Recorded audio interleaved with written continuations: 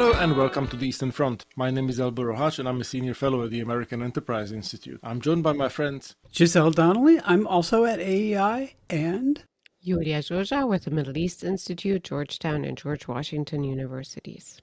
On our podcast, we talk about the many challenges to European peace and security that have erupted along a line running from the Baltic Sea to the Black Sea, the Eastern Front, and about why those matter to the United States. Our special guest today is Łukasz Fyderek, an assistant professor at the Jagiellonian University in Poland and a senior policy fellow at the Institute for Strategic Studies in Krakow, Poland. If you enjoyed this episode, please consider subscribing, rating and reviewing us on Apple Podcasts, Spotify or wherever you get your podcasts. Thank you. I should also say that Łukasz is the executive director of an annual conference which takes place in Krakow, which is dedicated to security matters and to transatlantic relations. I had the chance of participating in that conference earlier this year. It's an excellent event with a very impressive lineup of speakers, which gives you the flavor of the Polish, of the Eastern European conversation. I highly commend it to our listeners. Łukasz, we obviously have to start with the recent news from Poland, which had an election over the weekend on Sunday.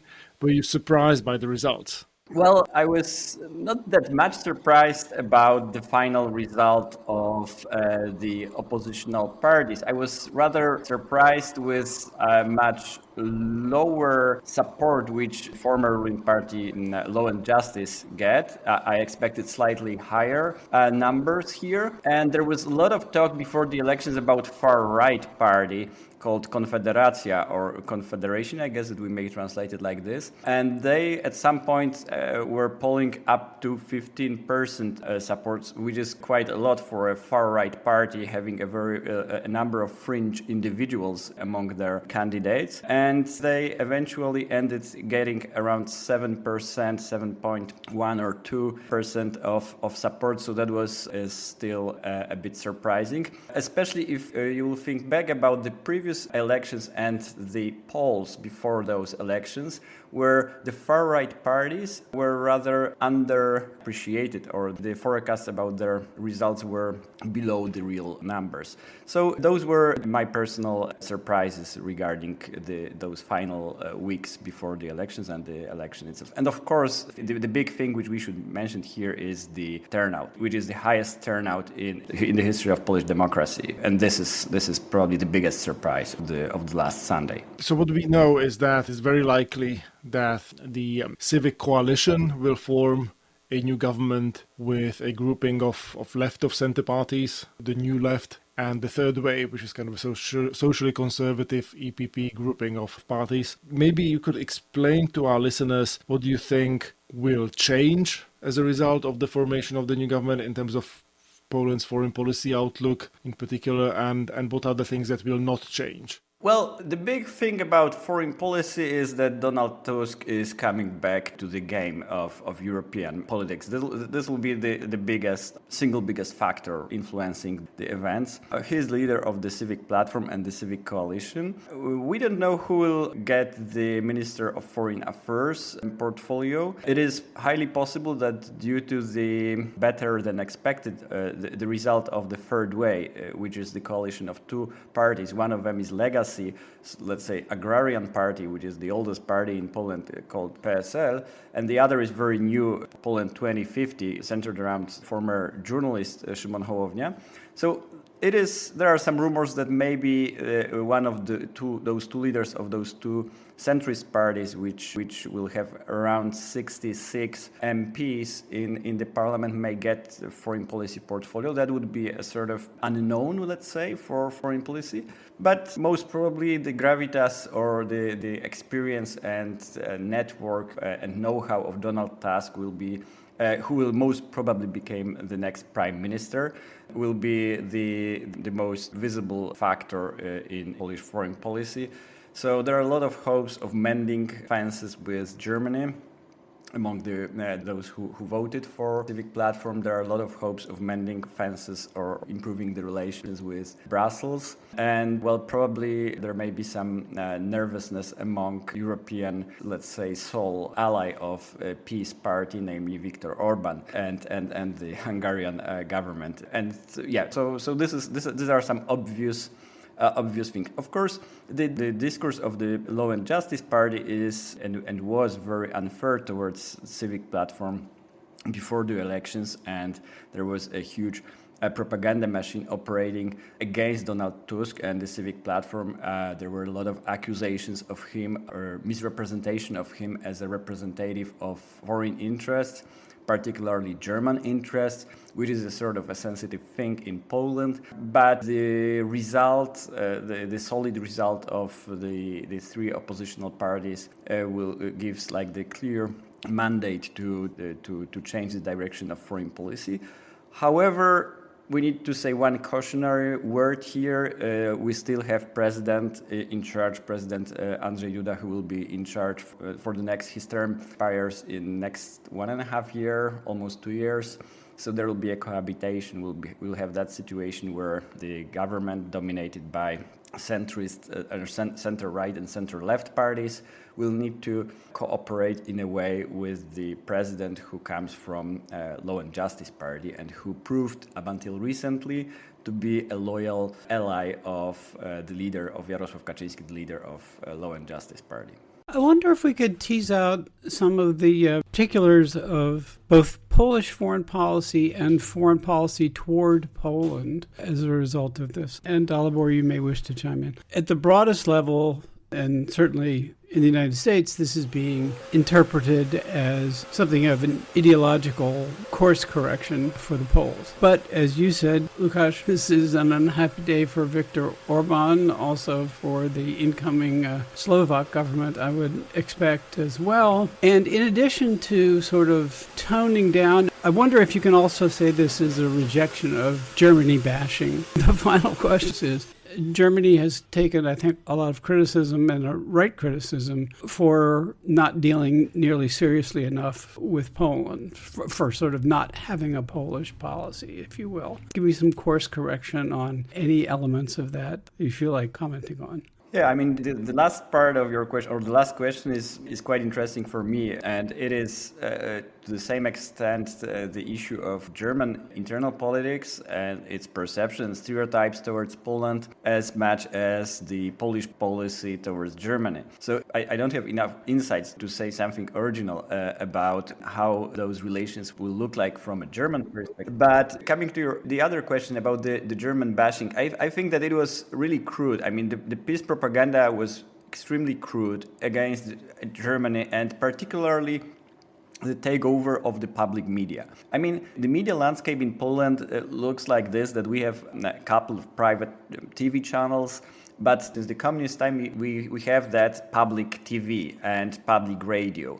And it was something unprecedented what happened towards those broadcasters in the recent years when they were changed towards such a crude propaganda. I mean, the intelligent people, even if they supported Law and Justice Party, they were quite distasteful towards what they saw in the TV and what they heard in the radio. So those public TV and public radio became the vehicles for extremely crude, primitive propaganda.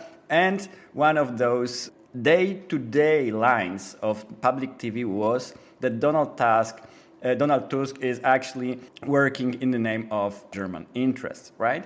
So in a sort, you may say, yes, people rejected that, same as they rejected the referendum, because what we haven't mentioned up till this moment is that the elections were accompanied by the referendum. The current Law and Justice government asked for questions which were formulated in a very unfair way. The questions regarding opening the borders for migrants, the other question was regarding the forced relocation of migrants, the other was about fans of Poland, and the fourth one's about selling Polish public companies towards foreign capital. So most people rejected, most voters, there was almost 80% of eligible voters voted in the elections, but only 40% voted in the referendum. And in Polish constitutional system, for a referendum to be valid, it needs to get at least 50% of turnout. So people rejected, and it is interesting from a comparative politics perspective when you compare that to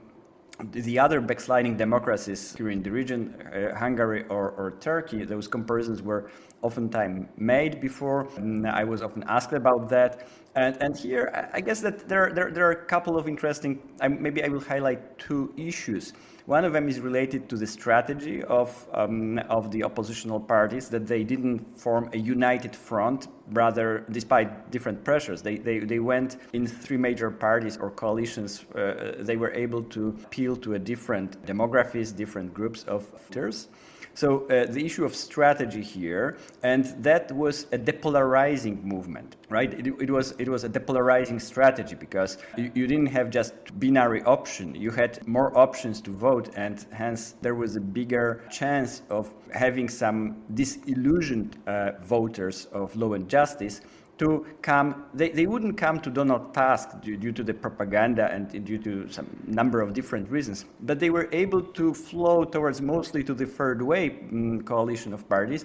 Yeah, so this is one thing which is useful when we want to take some, let's say, lessons learned from that recent election. So fighting a populist movement, you probably will be better off while having some depolarizational strategy and having wider coalition which cooperates at some point, than somehow getting into that polarization rhetoric, which is something which usually means that you are playing a game of a populist politicians who are in power and who have more power or more tools to play that game than you as a group of oppositional parties or politicians. Obviously, a lot of things depends on particular institutions and particular voting system in a given country.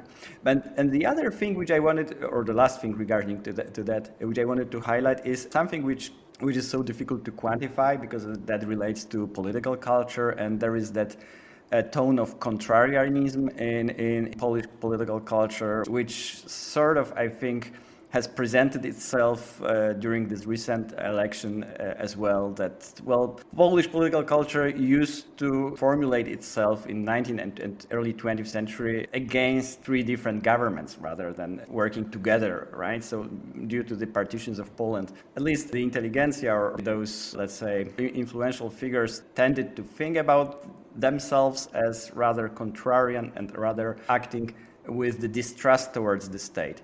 And here what we had was that massive propaganda campaign, which sort of looked like an authoritarian campaigns of Polish People's Republic, and that created that reaction, or that reaction that, well, we don't want to be treated like that, at least among some opinion leaders and some parts of urban middle class. I also want to zoom in a little bit onto Ukraine. I remember in the campaign, Donald Tusk putting out there as a major response with a lot of effect internationally too, promising that we, Poland, will provide under his government unconditional aid for Ukraine in the context of the grain ban and in the context of Prime Minister Morawiecki mentioning a few weeks ago that Poland has given everything that they can give, that the modern weapons are going to be kept by Poland. And so, on the other hand, Poland has been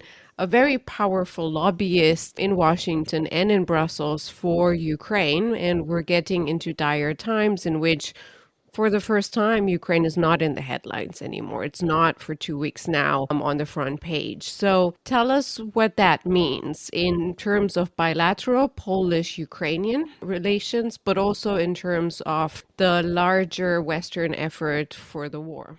Well, that's a good question. I would say that we have here that sort of natural dynamic in bilateral relations, that we had this unprecedented effort by Polish civil society and to some extent by the Polish government, with that effect of all hands on board. We are helping Ukraine with everything we have, as much as we can. And this mobilization, as usually in social realities, was quick to reach some peak, and now we are seeing some lowering those levels of that mobilization among civil society and among the politicians. I think sort of in both countries. Obviously, Ukrainian situation is much different, but it should be also taken into account. Those events from the last 2 months, basically, deterioration of bilateral relation is sort of natural, I would say. On the other hand, in US you would say bipartisan support. In Poland, in reality, we would say omnipartisan support for Ukraine is prevalent. I mean, except Konfederacja party, those which get those 7 point something percent of support during the elections, you don't have influential voices which would in any way reject the need of supporting Ukrainians, supporting both militarily, humanitarily, and also supporting them in their broader endeavor of rejecting Russian imperialism and integration into either the EU or NATO. So I don't see that, paradoxically, this portfolio, the Ukrainian portfolio, it is sort of very important. I don't perceive it as that this portfolio will be highly affected by the change of the government. It'll be one of those policy directions or one of those policies which will be affected the least rather than the most. Having said that, I think that a large part of the dynamic relates to not bilateral relations, but the relations in that triangle of Warsaw, Kiev, and Brussels. And in that respect, having more vocal Polish voice may be useful for Ukraine as well. But these are just the very general view, and a lot of small things may happen. The grain deal is an extremely complicated issue, which involves a lot of interests, like the business interests of a number of players.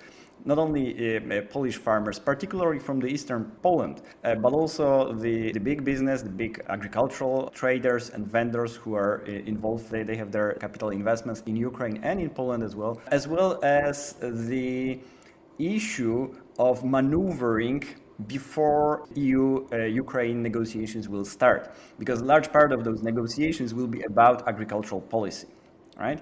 Of course, seeing that from Ukraine's perspective, it's the very vital matter. After destruction of large part of their heavy industry, agriculture is such an important part of their economy, but agriculture is also a hugely sensitive issue in the EU.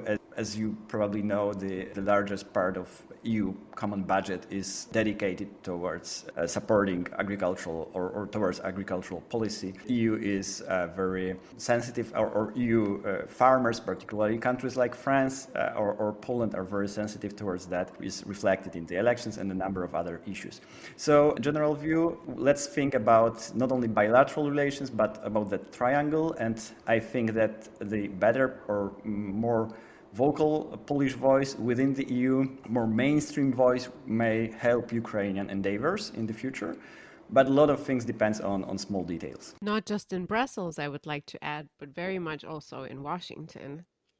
This is particularly important for American viewers and listeners. Yeah, when it comes to that, I would say that, of course, still the current government of law and justice, the relation with the Biden administration were doing more or less okay after a very bumpy start, as you may remember. So it will not be as much of a game changer here, I guess, but definitely in some ways I may think that this current government may be a little bit more difficult player for the US administration, because they've been very pro-American, because they had no other policy direction, right? They had the only interlocutors, or almost only interlocutors, in Washington, D.C.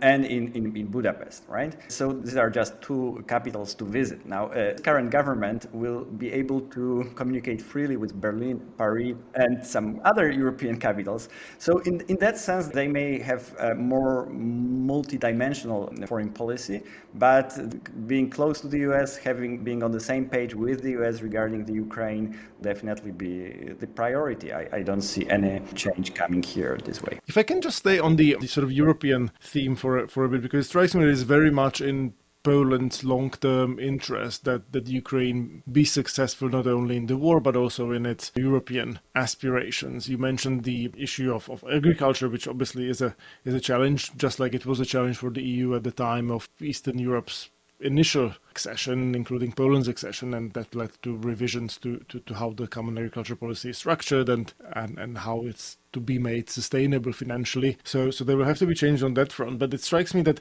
I mean, Ukraine is and will be after the war in a position that will be far less favorable than the situation facing countries like Poland, Hungary, the Czech Republic in the early noughties. So I think there'll be a strong case to be made for a more creative approach to enlargement, so to speak, so that Ukraine, a country of 40 million, is not stuck in a limbo for the next 15 years in a sort of Turkey-like or Western Balkans-like situation. And I think Poland's leadership will be essential in coming up with sort of creative approaches towards making sure that the Ukrainians see that there are tangible benefits from associating themselves closer with the EU, as opposed to turning the EU membership into a binary choice between just being in, being out. How advanced is the conversation on these topics, especially in the sort of platforma foreign policy circles? At least I don't see that it would be very advanced at this moment, that there are some inputs coming. I mean, the fact about the creativity, Dalibor, which you've mentioned, I mean, a lot of things has already happened which were unthinkable before, like granting the access, which is part of the current problem, but granting the unrestricted access of Ukrainian agricultural product to the common market. It is an unprecedented decision which was taken by the EU. So there will be a lot of maneuvering here, and there are a number of decisions which should be made. And the EU is not a static structure, right? The EU is undergoing and will be undergoing a number of internal reforms. Having an open conversation with the government in Warsaw will help in shaping those discussions.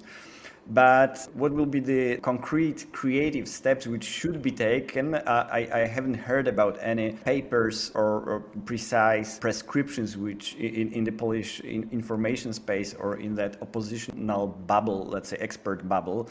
It seems to me that it's a sort of a bit too early. What I've heard and what I'm hearing is there are a lot of worries about some issues which are not, they don't look like a very policy level issues, but they matter. For instance, the brain drain, like the fact that due to the brain drain and due to the war, which sort of speeded up that process, there will be not enough competent legislators, or not only legislators, but the support or the know-how support within the, say, Ukrainian lawyers to deal with this enormous task of aligning your legal system with the EU requirements. So the small issues, this is something which we were doing in Institute of Strategic Studies in Krakow, like training or building up some competencies towards the members of Ukrainian civil society. These are the things which at least I was close to and what we were trying to do, somehow indirectly trying to prepare that accession process. But these are like a grassroots perspective.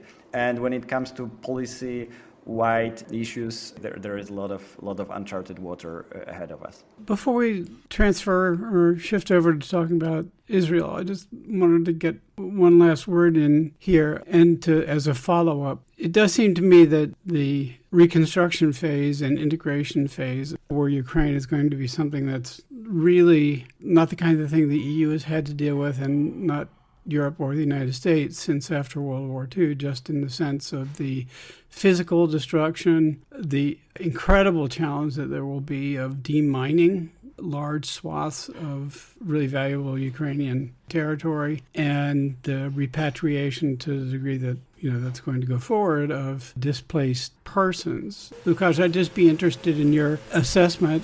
I'm not much versed in the mindset of politicians in Brussels. I'm based in Poland. I'm quite putting some attention to the Polish politics and the southern neighborhood, which we will be able to also to talk a bit about, namely those countries which are usually called Middle East and North Africa. So from what I see from that angle is that short answer is no. The elites, they don't see the potential, they don't see the challenges related to those countries which are bordering Europe, which have their own political dynamic, and they have enormous challenges ahead of it.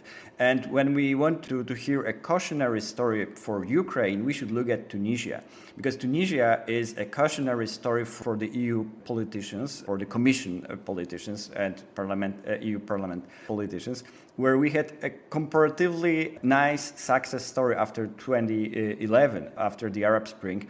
But due to the lack of attention, due to the lack of political will to open up some trade-related mechanisms to support Tunisian economy, the country has, EU did very little to help Tunisian democracy to survive in that difficult transitional phase from autocracy towards democracy. And Tunisia right now is in a dire straits when we want to say what is the state of political freedoms right now, with Kais Saied dismantling civil society, dismantling civic rights in Tunisia in an extremely swift way, in a very quick manner. And the reason why he's able to do it is that he's presenting himself to Tunisians as the one who's like a strongman who may tackle mostly economic difficulties. Those economic difficulties of Tunisia, the nation of 10 million people, could have been resolved with the creative support of the EU and by overcoming some national egoisms and some interests of some business sectors. We haven't been able to do it regarding Tunisia, and this is, again, I would say, cautionary story, and the time will tell, will we be able to do it as the EU towards much larger country with much bigger problems, right? Also the challenge is on a different scale because Ukraine aspires at being an EU member state.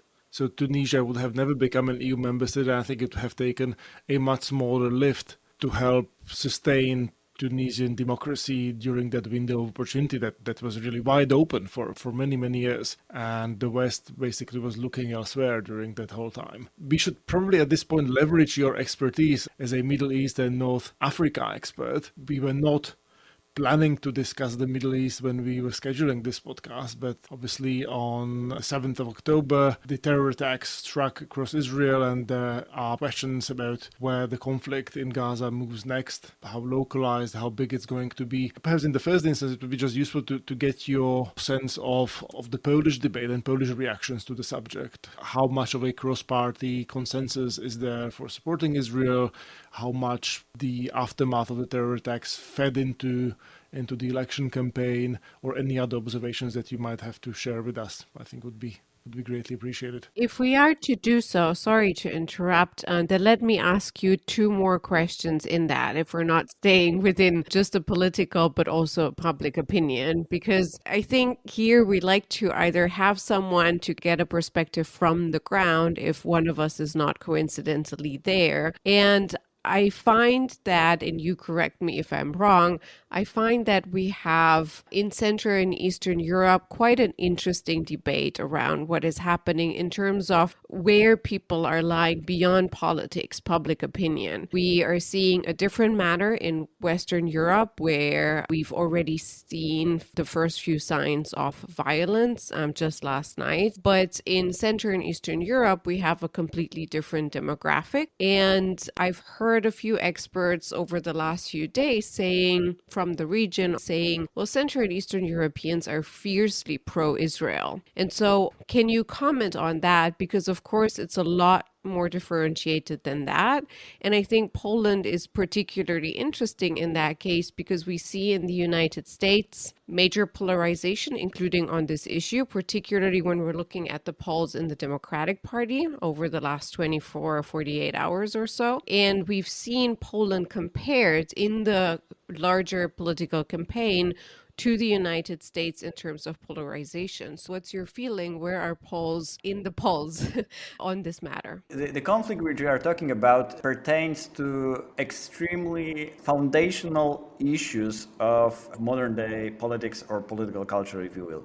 One of them is Holocaust, the other is Islamophobia, right? Or Holocaust and the issues related to the Second World War, they do constitute a large part of modernity, of Western modernity and of Polish modernity, Central European modernity as well. So some part of that conflict is seen through the perspective or through the prism of the Holocaust and the Second World War. Some part of the political spectrum sees that conflict mostly through the prism of Islamophobia and the fear, which is around since 2015, of mass migration, and this is the fear of not mass migration from the countries of Eastern Europe. It is a fear of mass migration from the Muslim majority countries, right? So we have those two huge elephants in the room, and my perception is that people tend to perceive Arab-Israeli conflict through they interpret the events which are happening in Palestine through their fears, their stereotypes,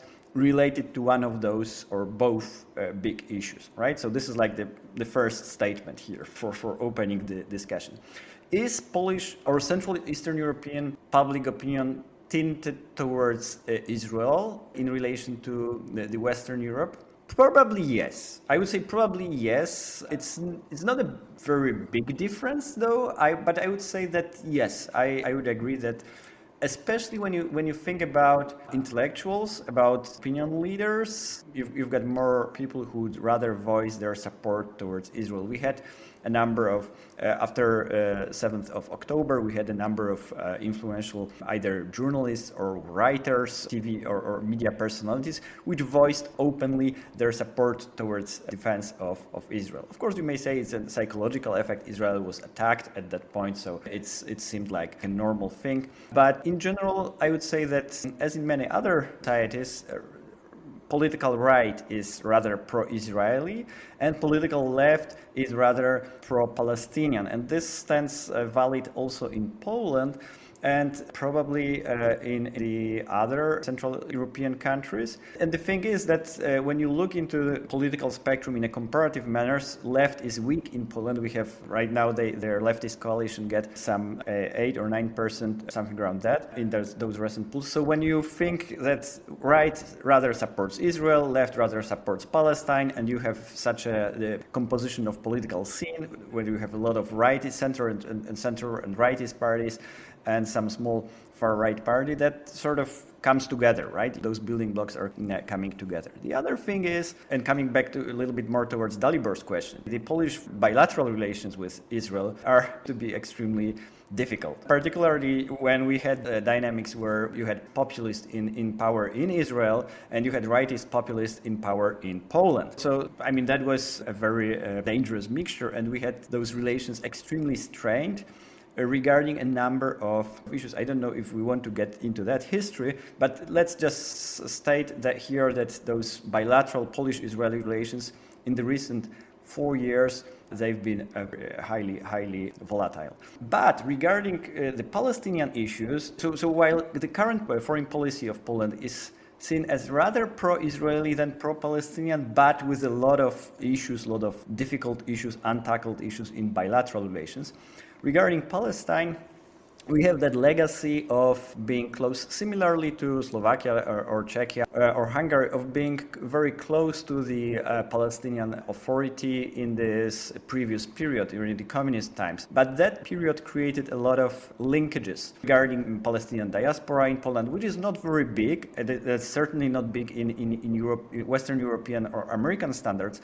But it is here. Here, those people are also in the other Central Eastern European states. They serve as a link. Plus, since late 1980s, Poland recognized Palestinian Authority as a state. So we are one of those EU member states which actually are ahead of the majority of EU states on that file, right? So this is like this balancing act. And coming back to what was the perception of the recent events, the government did capitalize on that by doing a very swift military evacuation of Polish citizens from Israel to Poland. That was something which dominated headlines, and that was commented positively also by some members of the oppositional media. So that was something which brought attention. Of course, there is another issue, like one of those difficult issues which are in Polish-Israeli relation is the question of Polish-Israeli citizens, because due to the historical facts, a lot of Israeli Jews have their Polish ancestors,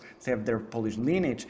And one of the things which was not very up to liking to Israeli government was that Israeli citizens were applying for Polish citizenship and they were getting it. So it was not seen as a positive development from an Israeli security perspective. And some of those people were repatriated or were evacuated in those recent days. We have also one Polish-Israeli citizen who is held hostage by Hamas terrorists right now in the Gaza Strip, and sort of well-known, prominent civil society member who did a lot of good work to mending the fences among the Polish and Israeli societies. So there is also this aspect.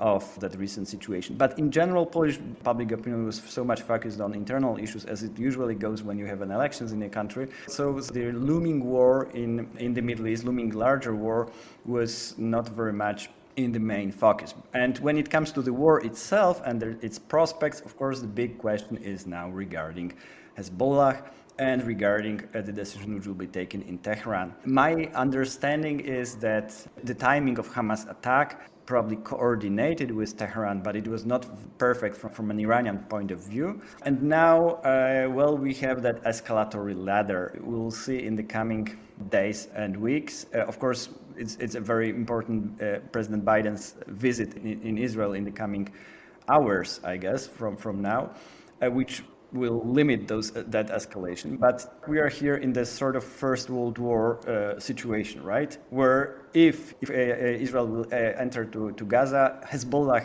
may feel compelled to attack Israel. And the rocket arsenal of Hezbollah is enormous, right? It's enormous. Of course, Hezbollah is closely associated with Iran, but they have their own decision-making structure. They have their decision-making autonomy. It is not perfect timing for Hezbollah right now in Lebanon as well, but they may feel compelled to attack. Should it happen, then we are going to face very tense days in the Middle East. The only sort of positive, to end on the positive note, is that usually those wars were short historically when we look at those confrontations, that none of those wars have resources similar to, let's say, Russia to sustain long-term operations. But it doesn't change the thing that should the escalation happen, it may bring enormous casualties among civilian populations, in particular both in Israel, Palestinian territories, and Lebanon.